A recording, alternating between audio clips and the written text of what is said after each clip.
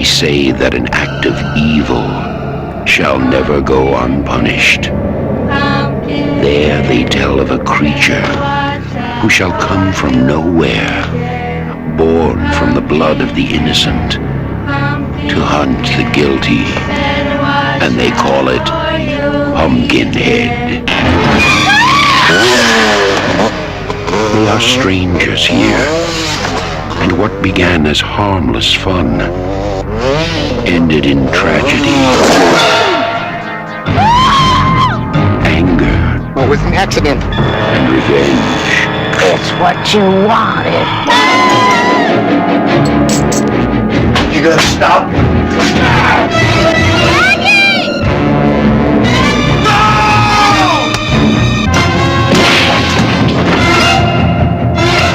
He's gotta run his course. Now the spell has been cast.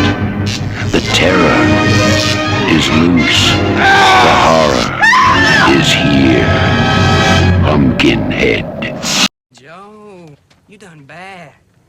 Y'all know what settles on badness, don't you? Pumpkinhead. Pumpkinhead. Y'all stop. There ain't no Pumpkinhead. Please, we just need your help. I can't help you. Your folks is marked.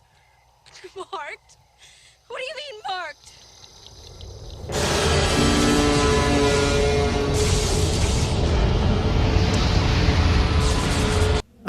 Pumpkinhead, the one that comes for you to serve for revenge.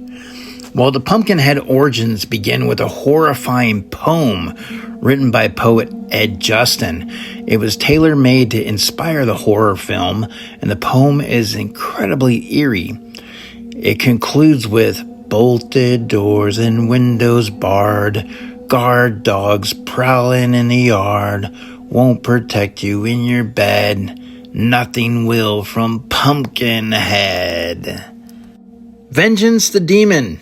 Well, does that name stick for you? I mean, yeah, I didn't think so. Well, according to United Artists, they had to rename the film because that title just wasn't going to go. And Pumpkinhead is a natural name for the movie, so that's the name that United Artists had gone with. It's the title that we all know and love. And Pumpkinhead is a peculiar name, but it's definitely not as goofy as Vengeance the Demon. This is what's left of my imported Bavarian snowman. Your dog broke it this morning. Oh, I'm terribly sorry. Just tell me how much I owe you. I'll be more than happy to. I don't want money. I want your dog. Well, that's right. The dog Barney from Gremlins is also in Pumpkinhead. So when you recognize the little dog, his name is Gypsy in Pumpkinhead.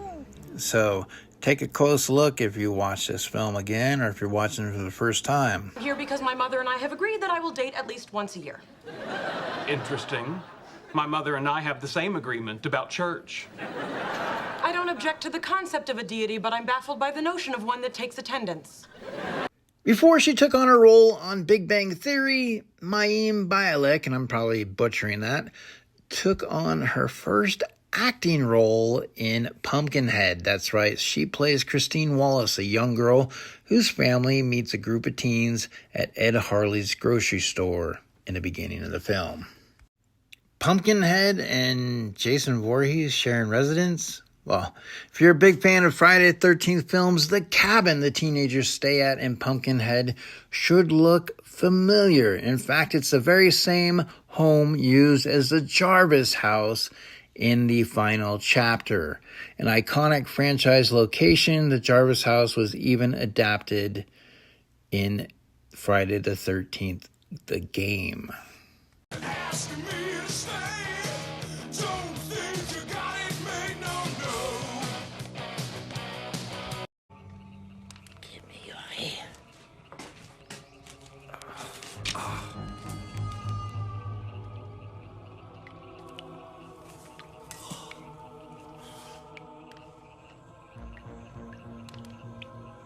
Now, the original Pumpkinhead was pretty good.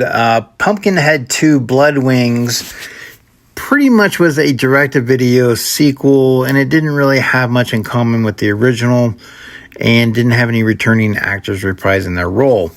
But, you know, you do get Pumpkinhead. And then there was 2 made-for-TV sequels that were released by Sci-Fi in 2006 and 2007. You had Ashes to Ashes and Blood Feud. Both films featured the return of Lance Henriksen as the spirit of Ed Harley.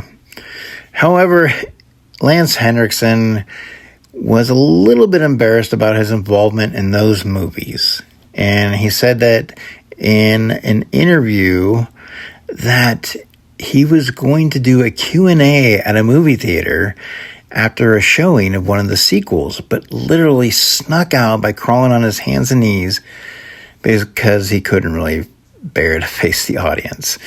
The first one is good. Like, you know, the first one, it has a cult following. You know, it is a good one. I definitely would like to see them remake it, but the sequels,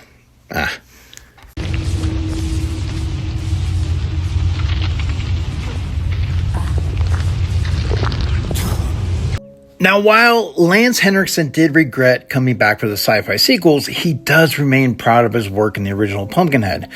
And he was not really too sure about accepting the role, but when he got the script, there was something in the script that really sold him, because he was unnerved by a scene where Ed hallucinates his dead son speaking to him.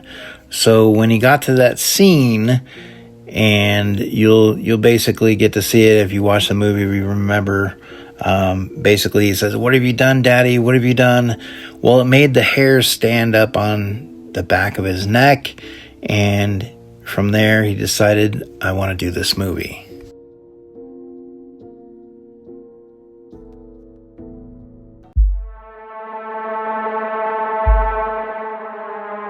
So over the course of the movie, Pumpkinhead's appearance gradually changes as it claims the souls of its victims. And if you look closer to the end of the film, the creature's face begins to look a lot less monster and more human. And if you look really closely, you'll see that Pumpkinhead particularly starts to look like Ed Harley. Lance Henriksen's facial features were actually used as a basis for the monster's design. Pumpkinhead has maintained its status as a cult favorite, and somehow they have avoided the horror reboot trend for all these years. It's one of the few franchises to do so. But they did try. I mean, in 2016, Saw executive producer Peter Block was reportedly spearheading a modern reboot of Pumpkinhead. However, they began the planning of shooting in 2017, but as of late 2018, progress still hasn't been made. And with the time that has passed since the last update on the film, the reboot seems to reside in development hell. So I don't know if we'll see one or not, but the original is a good watch. So give it a watch this Halloween season. Thanks for watching.